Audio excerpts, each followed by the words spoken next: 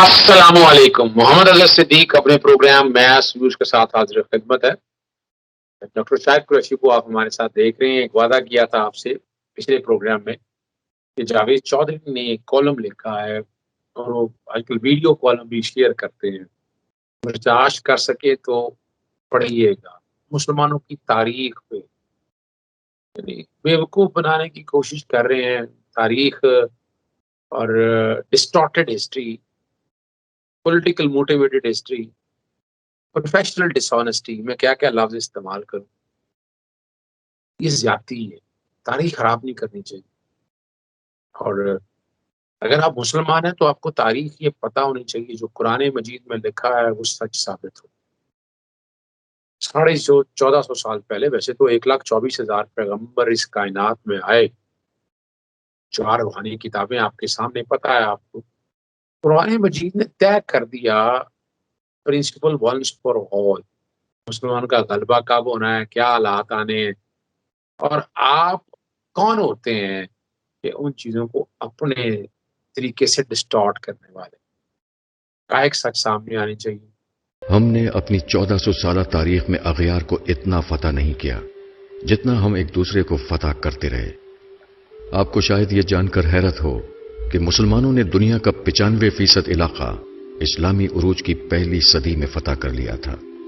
मुसलमान उसके बाद 1350 साल उस इलाके के लिए एक दूसरे से लड़ते रहे। हमारे इल्म, फलसफे, साइंस और ईजादात की 95% तारीख भी इब्तदाई 300 साल तक महदूद थी। हमने वाकई 1000 साल में जंगों के सिवा कुछ नहीं किया। आप आज 2018 से 1000 साल पीछे चले जाएं, आपको महमूद गजनवी हिंदुस्तान पर हमला करता मिलेगा। सबसे पहले मुल्तान पर हमला करके इस्माइली फिरके के मुसलमानों का कत्लेआम किया करता था और दौलत लूट कर ले जाता था। आप स्पेन में मुसलमानों के हाथों मुसलमान का गला कटते देखेंगे। आपको तुर्की में सल्जूक तलवारें उठाकर फिरते नजर आएंगे। आपको अरब में लाशें बिखरी मिलेंगी।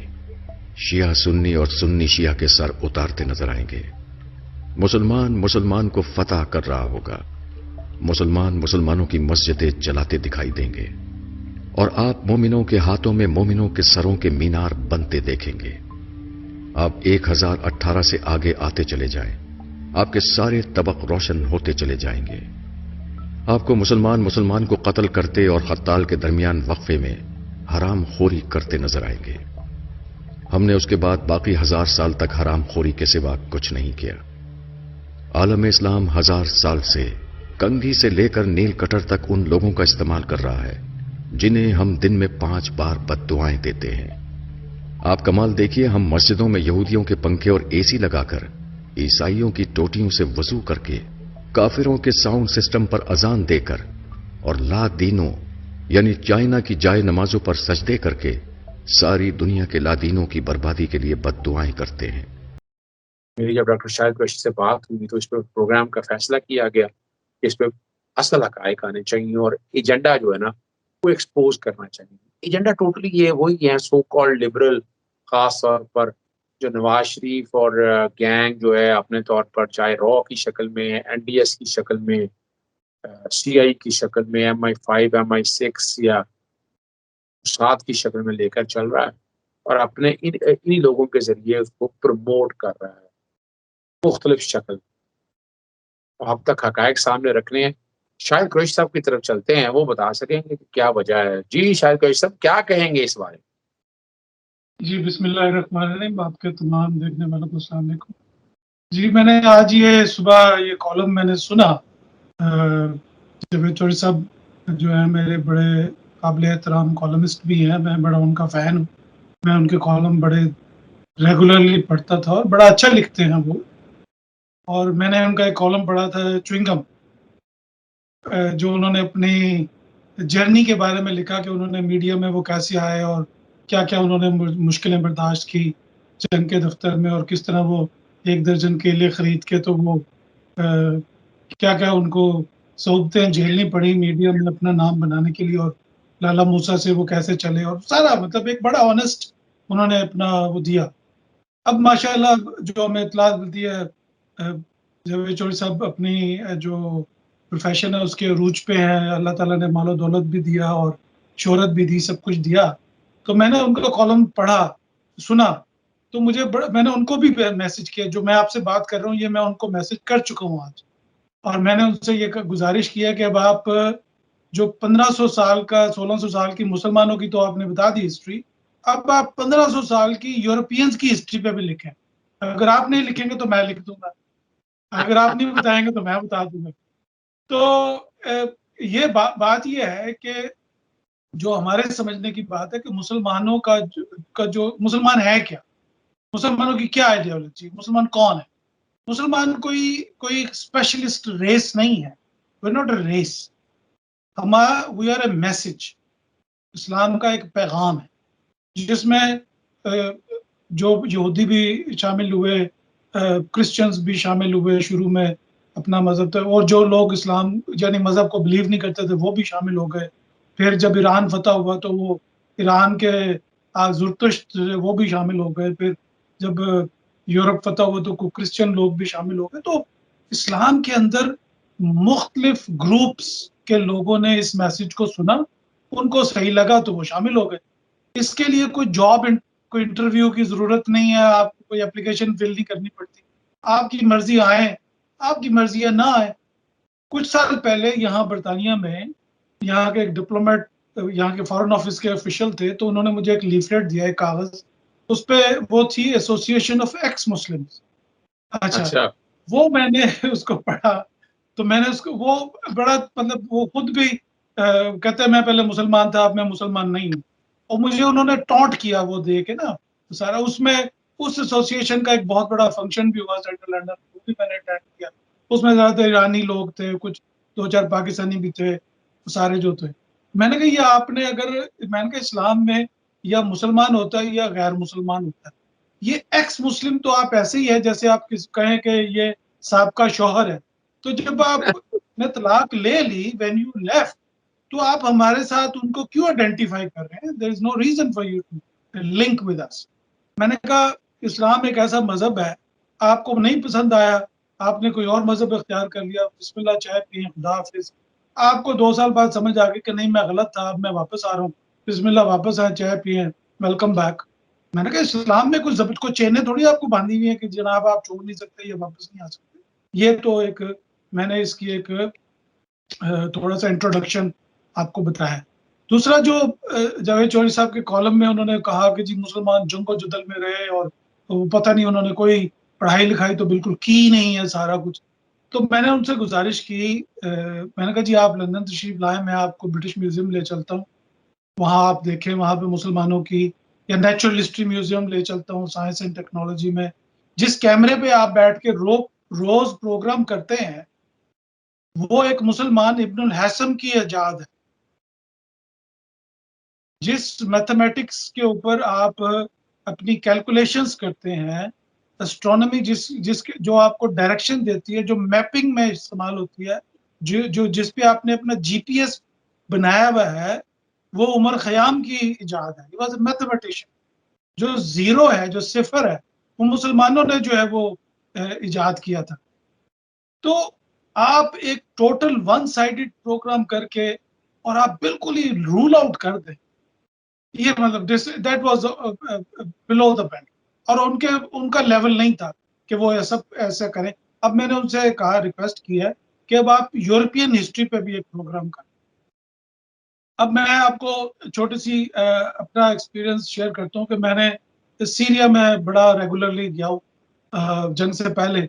और मुझे मतलब एक मेरा पर्सनल एक्सपीरियंस है, मुझे एक दफ़ा बशारत हुई कुछ बहुत बड़ी एक शख्सियत की, और मुझे हुक्म हुआ कि मैं हज़रत ज़ैनब रज़ी अल्लाह अन्हा के मज़ार पे जाऊँ। तो मुझे कोई मेरे पास इंतज़ाम नहीं था, मेरा कोई मतलब कोई प्रोग्राम कुछ भी नहीं था। तो मुझे अगले दिन सीरियन एम्बेसी का जो मीडिया वो था, मीडिया ऑफिसर जहाद मक्तसी, जो बाद में प्रेसिडेंट बशार अल असद का मीडिया एडवाइजर बना, उसका मुझे फोन आया। उसने कहा doctor Qureshi we are going to Syria for a delegation, तो would you like to come. मैंने कहा मेरे पास तो वीजा ही नहीं है। तो उसने कहा तू कोई वीजा का कोई मसला नहीं, तू पासपोर्ट लेके आ, हम तेरा वीजा भी लगा। लो जी, 24 घंटे में 36 घंटे में वीजा भी लग गया। I went to Syria. वहां पे मैं हज़रत ज़ैनब के मज़ार पे भी हाजिर हुआ। लेकिन एक चीज जो मैंने अपने दिल में बनाई कि मैंने वहां जरूर जाना है, वो जो सुल्तान सलाउद्दीन अय्यूबी है, उनका मज़ार जो है वो सीरिया के दमास्कस सिटी सेंटर में है और उमैयद मस्जिद के बिल्कुल साथ है। यानी जहाँ पे हजरत इमाम मेहदी जो हजरत ईसा अलैहिस्सलाम आएंगे, उसके बिल्कुल साथ जो है वो उसका मज़ार है सुल्तान सलाउद्दीन अय्यूबी का। और मुझे 2 दफा ये शर्फ हासिल हुआ वहां पे जाने का। और वो कोई पीर नहीं है, Sultan Salahuddin Ayyubi is not a पीर और some holy man, he was a general. तो जो जो एरिया को जो स्टडी किया मैंने, वहाँ के जो लोगों में टैलेंट देखा, इल्म देखा, उससे मुझे, और मैं ये बात अपने बहुत सारे और भी जो उस इलाके के इजराइल है, ज्यूज हैं, उनसे जब मैं बात करता हूँ तो मैं उनको भी ये कहता हूँ कि तुम्हें ये रोमन रूइंस को देखना चाहिए कि यहाँ पे हजारों साल पहले लोग आते रहे और वो नाकाम होके जाते रहे, लेकिन मुसलमान अभी तक वहां पे मौजूद है किसी भी शेप के अंदर। वो आज तक वहां पे उनका जो जो पोजीशन है वो क्लियर है।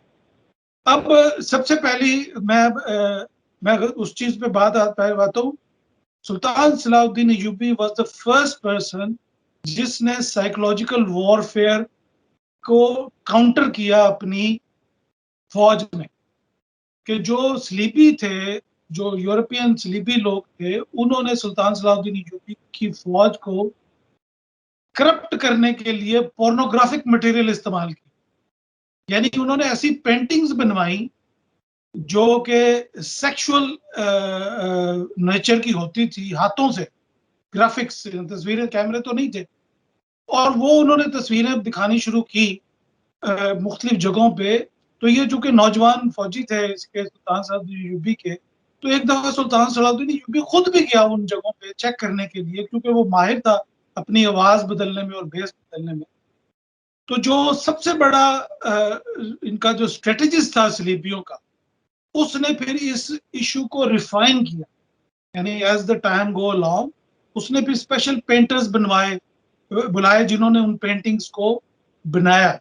आज भी आप अगर ब्रिटिश म्यूजिक जो ट्रफालगर स्क्वायर में जो लाइब्रेरी जो आर्ट गैलरी है, आप वहां जाएं तो वहां पे आपको नंगी औरतों की तस्वीरें मिलती हैं जो पेंटिंग्स की शक्ल में है, फोटोज नहीं है, पेंटिंग्स में है।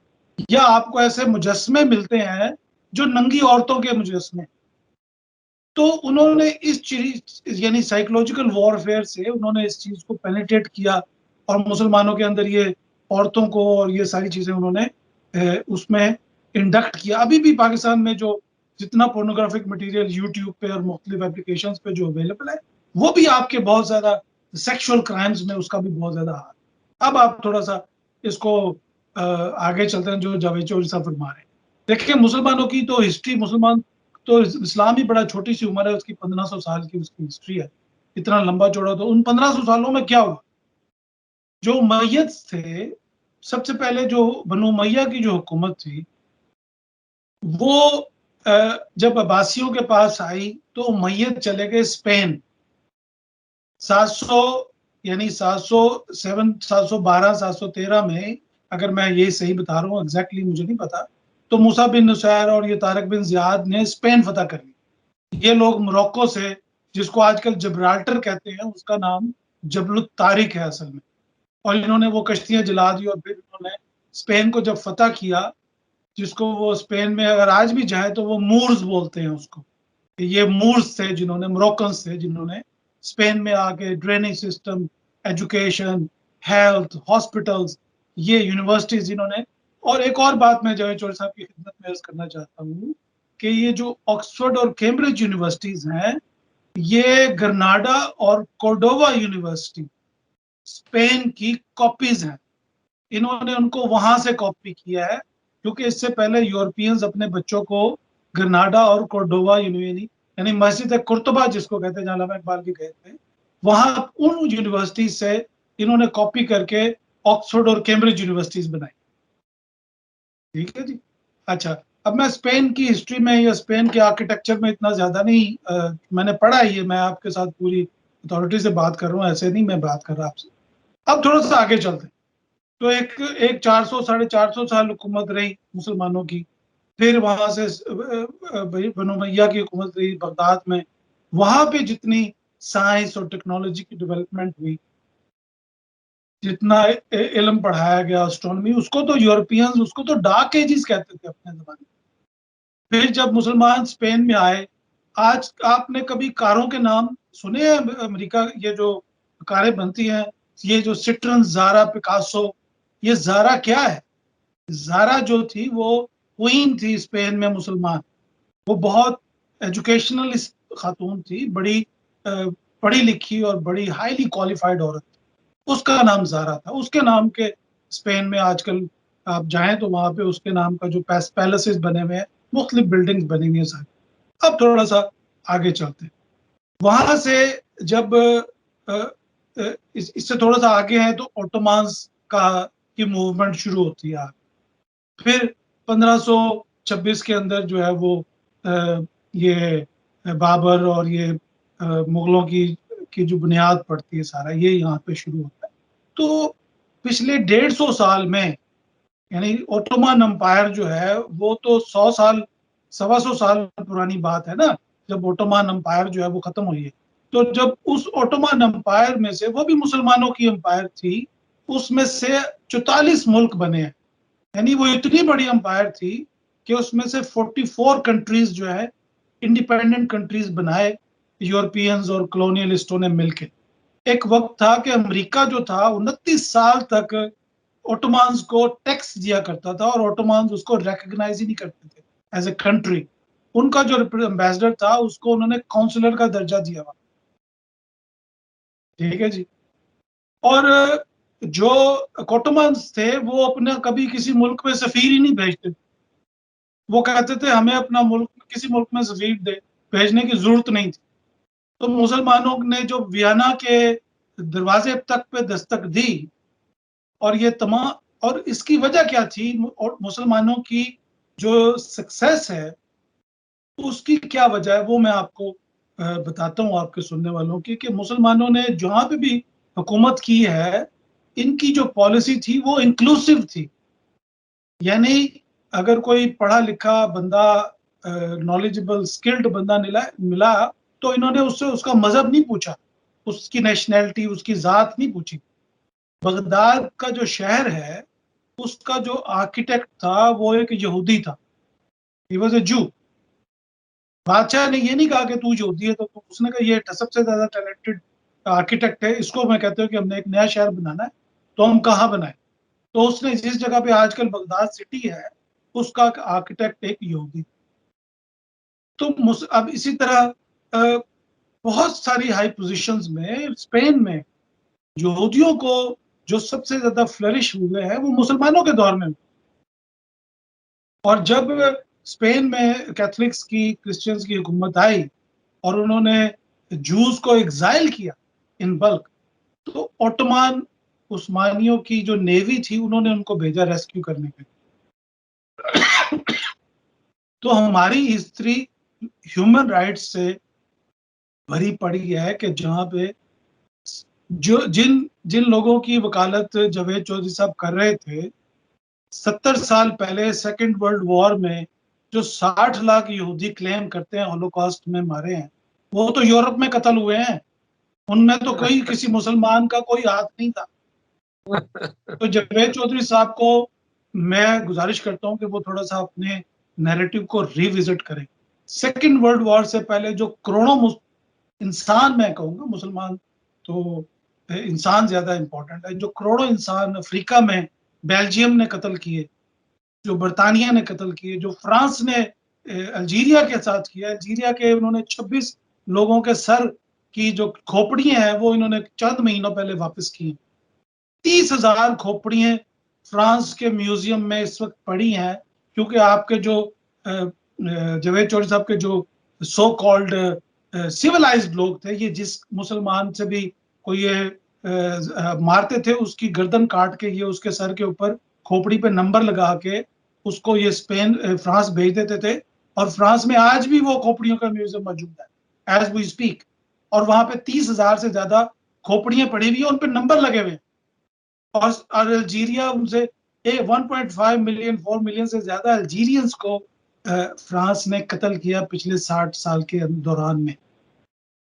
तो अपना जावेद चौधरी साहब से गुजारिश ये है, अभी जो जर्मनी ने नमीबिया से ऑफिशियली अपोलोजाइज किया है कि हमने नमीबिया में जो जेनोसाइड किया है हम उस पर माफी मांगते हैं, और $3 बिलियन उन्होंने ऑफर किया है कि हम इसको रिपेट्रिएशन में देंगे। फ्रांस भी अपोलोजाइज कर रहा है इस चीज के ऊपर। अमेरिका जो है वो भी अपोलोजाइज कर रहा है कि उन्होंने रेड इंडियंस के साथ जो सलूक किया। कनाडा में बच्चों की, हजारों बच्चों की, रेड इंडियंस जो नेटिव कैनेडियंस थे उनकी बॉडीज मिल रही हैं उन स्कूलों में जिनको नौबादियाती कॉलोनियलिस्टों ने बनाया था। जो ऑस्ट्रेलिया है वहां पे मैं उनसे गुजारिश करूंगा कि वो एक किताब है उसका और फिल्म भी है, उसका नाम है रॉबर्ट प्रूफ फेंस। आप उसको देखें देवेचौर साहब, आपको पता चलेगा कि 1970 तक जो बच्चे क्रॉस यानी मिक्स बच्चे किसी वाइट आदमी के साथ किसी नेटिव ऑस्ट्रेलियन औरत से बच्चे पैदा होते थे, उन बच्चों को छीन लिया जाता था और उनको खास स्कूलों में। जब मैंने वो फिल्म देखी, मैंने किताब पढ़ी, मैं आपको बर्दाश्त नहीं सकता कि मेरी इमोशनली क्या हालत थी, यानी कितना जुल्म था। और आप रॉबर्ट प्रूफ फेंस पढ़ें तो वो दो ऐसी बच्चियों की स्टोरी है जो इतने हजार मील लंबी उस फेंस को क्रॉस करके वापस आ गई अपने स्कूल से भाग के, और फिर उनको वो ले गए उठा के वहां से। और मैं समझता था कि ये शायद कोई 18वीं सदी 19वीं सदी की बात होगी, ऐसा नहीं था, वो 1970 की बात हो रही थी। बिल्कुल तो सही। ये ऑस्ट्रेलिया, कनाडा, अफ्रीका में, फ्रांस में, ये जितने नौआबादी कॉलोनियलिस्ट हैं, आप इनको बड़ा सिविलाइज समझते हैं। इन्होंने मिलियंस ऑफ लोगों को अफगानिस्तान में, आपके जो रशियंस थे वो भी वही थे, उन्होंने भी मारा। फिर उसके बाद अमेरिकन आ गए, ठीक है जी। और फिर उसके बाद अभी जो शाम में हो रहा है, जो इराक में फलूजा में जो हुआ, और जो लिबिया में हुआ, लिबिया का तो किसी जंग से कोई ताल्लुक ही नहीं था। लिबिया वाले तो लिबरल कम्युनिस्ट सोशलिस्ट गवर्नमेंट थी, उसको भी इन्होंने तबाह बर्बाद कर दिया। तो जो जावेद चौधरी साहब ने जो ये बताया, अब मैं थोड़ी सी आपको एक और बात बताता हूँ। जब डॉक्टर अब्दुल कदीर खान के खिलाफ इन्होंने मुकदमा बनाने की कोशिश की जनरल मुशर्रफ के ज़माने में, तो यहाँ लंदन का एक थिंक टैंक है, उसको कहते हैं institute of strategic studies, IISS। उन्होंने डॉक्टर साहब के खिलाफ एक डॉसिए दिया। उस वो कोई 200-250 सफ़े का डॉसिए है, मेरे पास पड़ा है। तो जिस दिन वो डॉसिए उन्होंने पेश किया तो मैं वहां मौजूद था, जिसने वो लिखा डॉसिए वो बंदा भी मौजूद था। तो उस डॉसिए में 250 सफ़ों के अंदर सिर्फ 1.5 कॉलम यानी 1.5 पैराग्राफ वो इसराइल के न्यूक्लियर प्रोग्राम के बारे में। तो मैंने उससे कहा, जो जिसने लिखा था, मैंने कहा you have been very intellectually dishonest कि जिस मुल्क का न्यूक्लियर प्रोग्राम ही चोरी शुदा टेक्नोलॉजी पे बेस करता है, साउथ अफ्रीका, फ्रांस, अमेरिका, बर्तानिया, उन्होंने इन सारे मुल्कों से चोरी करके अपना न्यूक्लियर प्रोग्राम बनाया है, उनके बारे में तूने 1.5 पैराग्राफ लिखा है। और मैंने कहा तू मुझे बता कि पाकिस्तान ने कौन सा ऐसा, डॉक्टर कदीर खान ने ऐसा कौन सा इंटरनेशनल लॉ ब्रेक किया है? पाकिस्तान तो एनपीटी का सिग्नेटरी ही नहीं है, पाकिस्तान ने तो साइन ही की नॉन प्रोलिफरेशन ट्रीटी। उस पर मैंने जब कॉलम लिखा और फिर उन्होंने कहा कि जी पाकिस्तान के न्यूक्लियर प्रोग्राम ये सेफ है या नहीं है, तो मैंने उनको एक बताया कि जो इंडिया के सदर थे डॉक्टर अब्दुल कलाम, एपीजे अब्दुल कलाम, वो मुसलमान थे। उनकी वालदा जो थी, उन्होंने अपनी बालियां बेच के उनको पढ़ाया। ये उन्होंने खुद लिखा है, विंग्स ऑफ फायर उनकी किताब। वो लिखते हैं कि जब मैं नासा गया, हेडक्वार्टर में गया, तो वहां पे मैंने एक तस्वीर देखी कि अंग्रेज फौजी जो है वो कुछ देसी लोगों से लड़ रहे हैं, काले लोगों से, और वो मिसाइल चला रहे हैं उन पे। कह रहा, मैंने थोड़ा सा करीब होकर देखा तो वो टीपू सुल्तान की फौज थी जो अंग्रेजों के खिलाफ मिसाइल चला रही थी। और जो टीपू सुल्तान हिंदुस्तान का पहला हुक्मरान था जिसने मिसाइल इस्तेमाल किए अंग्रेजों के खिलाफ। ठीक है जनाब। अच्छा, ये मैं पहला, मुझे ये शर्फ हासिल है कि हम the first journalist wrote about it, जिसने ये बताया कि टीपू सुल्तान वो पहला हुक्मरान था जिसने अंग्रेजों के खिलाफ मिसाइल इस्तेमाल किया। तो मेरा पॉइंट ये था, मैं उस कॉलम में ये दे रहा था कि हमें मिसाइल चलाने, हम तो कई 100 सालों से मिसाइल चला रहे हैं, हम उन मिसाइलों को बना भी सकते हैं और चला भी सकते हैं। बस सही तो सही। हमें पैट्रोनाइजिंग की जरूरत नहीं है। अब मैं एक और चीज बताता हूँ। विलियम ग्रीव जो ब्रिटिश साइंटिस्ट था, जनरल था, वो जो मिसाइल था टीपू सुल्तान का, वो उसको वहां से हिंदुस्तान से बर्तानिया लेके आया। यहां लाके उन्होंने उसकी रिवर्स इंजीनियरिंग की। ये चलता कैसे? वो मिसाइल जो है इस वक्त ब्रिटानिया का जो लंदन का ग्रीनिच आर्टिलरी म्यूजियम है, वो वहां पे पड़ा हुआ है। सही। और वो मैंने बिल्कुल। उस मिसाइल की तस्वीर बकायदा वहां पे शाया की। अब जब हिंदुस्तान के ऊपर लॉर्ड मैकाले ने अपनी रिपोर्ट दी हाउस ऑफ लॉर्ड्स में, लॉर्ड मैकाले ने ये कहा कि मैं पूरा हिंदुस्तान फिरा हूं, मुझे पूरे हिंदुस्तान में कोई चोर डकैती कोई इस तरह का क्राइम नहीं नजर आया, मुझे कोई भिखारी नहीं मिला पूरे हिंदुस्तान में, कोई भीख मांग रहा हो बंदा, मुझे बड़ा साफ सुथरा मुल्क मिला। तो मुझे समझ नहीं आती कि हम इस मुल्क को कैसे फतह करेंगे। ये वो रिपोर्ट है जो लॉर्ड मैकाले ने हाउस ऑफ लॉर्ड्स में जमा कराई है। ये मैंने छापी है एक जगह पे, आप गूगल करेंगे वहां पे भी मिल जाएगा। ठीक है जी। क्योंकि हिंदुस्तान का जो जीडीपी था वो 26% से ज्यादा था। इसी वजह से बरतानिया ने बंगाल की तरफ से एंटर हुए, इन्होंने कंपनियां बनाई, ईस्ट इंडिया कंपनी बनाई, और फिर उसके बाद वो सारी हिस्ट्री है, उसमें तो मैं नहीं जाना चाहता। लेकिन मैं आपको एक छोटी सी मिसाल देता हूँ। अभी हम पिछले महीने जून में हम लोग अजरबैजान गए हुए थे, बाकू में। तो मेरे साथ हमारे बरतानिया के डेलीगेशन में के लोग भी थे उसके अंदर। तो वो कहते हैं कि वहां पे जो खाने की टेबल थी उसके अंदर उन्होंने बेशुमार तरह के खाने के लवाजमात लगे हुए। तो मैंने उनसे ये कहा, मेरे साथ एक तुर्की खातून थी, मैंने उसको कहा, मैंने कहा did you see this table? इस पे 16 तरह के खाने उन्होंने हमें सिटी सेंटर जो बाकू का जो शहर है उसके रेस्टोरेंट की बता दी। मैंने कहा अगर तुम अपने किसी बरतानवी या किसी फ्रेंच दोस्त के घर जाओ तो वो तुम्हें क्या ऑफर करता? सैंडविच ऑफर कर देगा, तुम्हें कप कॉफी दे देगा, या कोई क्रिस्प दे देगा ज्यादा से ज्यादा जो है। मतलब दिस इज फैक्ट। तो मुसलमानों को जो सजा या उनकी शिकस्त की सबसे बड़ी वजह यह थी कि वो उनकी काइंडनेस थी। सल्तनत उस्मानिया के टूटने की सबसे बड़ी वजह यह थी कि उन्होंने गद्दारों के साथ काइंडनेस करनी शुरू कर दी थी, गद्दारों को माफ करना शुरू कर दिया। जब तक वो गद्दारों को सरेआम लटकाते रहे हैं ना, सल्तनत उस्मानिया कायम रही है। जब उन्होंने नवाज शरीफ की तरह एग्जाइल करना शुरू किया, उस पे जो है वो उसके बाद काम खराब होना शुरू हुआ। अब आप मुझे बताएं कि हिंदुस्तान में मीर जाफर की गद्दारी जो है वो 200 साल तक रही जी। तो आप मुझे बताएं कि इस पे क्या करना चाहिए पाकिस्तान के लोग। ये बात सही। नहीं, आपने देखे ना, आपने डॉक्टर शाहिद कुरैशी साहब, आपने असल में हकायक बता दिए, आपकी फिंगर टिप्स के ऊपर चीजें सारी हैं। जावेद चौधरी साहब की तरह थोड़ा सा गूगल सर्च कर लेते, नहीं तो अच्छी रिसर्चर टीम रखी है, पता नहीं है। अब चूंकि इस पे एजेंडा वही है जो खास तौर पर लिबरल्स का है, या पश्तूनख्वा तहफ़्फ़ुज़ मूवमेंट, या पाकिस्तान मुस्लिम लीग नून के अंदर जो खास क्लास बैठी है, पीपल्स पार्टी के अंदर एक खास क्लास बैठी है, जिन्होंने डिस्टॉर्टेड हिस्ट्री बतानी होती है और ऐसी चीजें बतानी होती हैं कि जो इस मुल्क के खिलाफ या मुसलमानों के खिलाफ इस्तेमाल हो जाए। जो प्रोग्राम का वक्त काफी लंबा हो गया है। एक छोटी सी बात मैं ऐड करता हूँ, फिर उसके बाद खत्म करते हैं। ये जो आप कैंसर रिसर्च करते हैं, ये जो आप कीमोथेरेपी करते हैं, रेडियोग्राफी करते हैं, ये एक इजिप्शियन मुसलमान खातून थी, उसने ये तरीका दरियाफ्त किया था इजिप्ट में, और उसको अमेरिका ने बुला के उसको सबसे बड़ा अवार्ड दिया।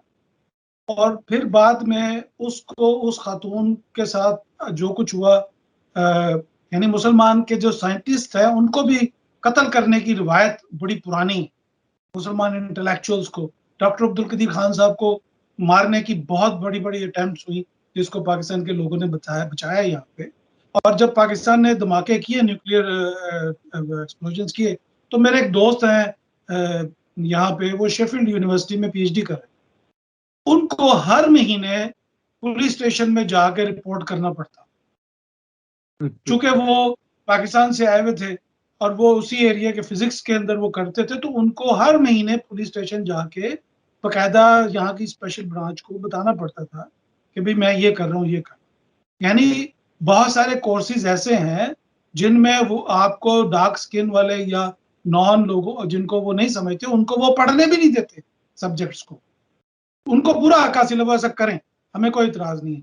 लेकिन इसके बावजूद पाकिस्तान ने जो फ़तह हासिल की, डॉक्टर कदीर खान जब हमारे कॉलेज तशरीफ़ लाए गवर्नमेंट कॉलेज लाहौर में, मैंने उनको गोल्ड मेडल पेश किया और उसमें उन्होंने हमें बताया उस वक़्त कि हम कितना आगे चले गए हुए हैं इन सारी चीज़ों के जितनी रिसर्च हमने की है।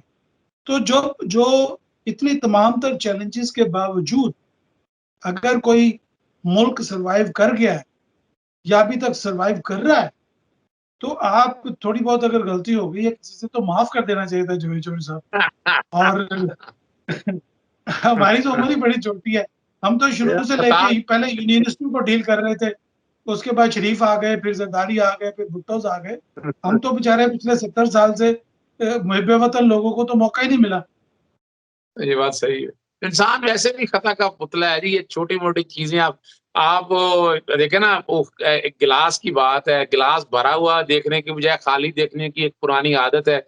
और वो जो लोग पैट्रियट होगा, जो इसको मुल्क से प्यार होगा, जो पॉज़िटिविटी की तरफ देखेगा, वो हमेशा भरे हुए गिलास को देखेगा, खाली गिलास को नहीं देखेगा। यहाँ हालात ये हैं, तो हमें ज़रूरत इसीलिए अमर की है, इसीलिए आप जैसे लोग यहाँ पर मौजूद हैं, जो इनकी इस्लाह करने के लिए हैं, और हम कोशिश ये करते जो रहते हैं कि वो ये बात चीज़ें। बंगाल में जो कहत पड़ा था, चर्चिल ने जो बंगाल में कहत डाला था, उस कहत में लाखों लोग जान से गए थे।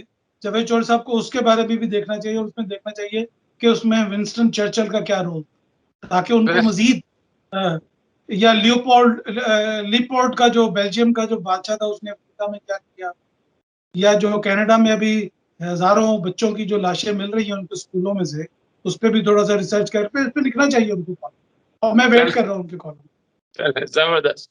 हमने बहरहाल अपने हिस्से का काम कर दिया, अपने हिस्से की शमع जला दी, इस्लाह करने की कोशिश की है। उम्मीद है कि हमारे इस प्रोग्राम के बाद उन्हें ख़्याल आ जाएगा और वो गद्दारों को माज़रत के साथ यानी वो क्रिश्चियन की, यूरोपियन की, उन सब की हिस्ट्री ज़रूर बताएँगे। ना कि ये मुसलमानों को बदनाम करने की घिनौनी साज़िश या पाकिस्तानियों को किसी हवाले से ख़राब करने की बातें करेंगे। इजाज़त चाहेंगे। अस्सलामु अलैकुम। अल्लाह हाफ़िज़। पाकिस्तान ज़िंदाबाद।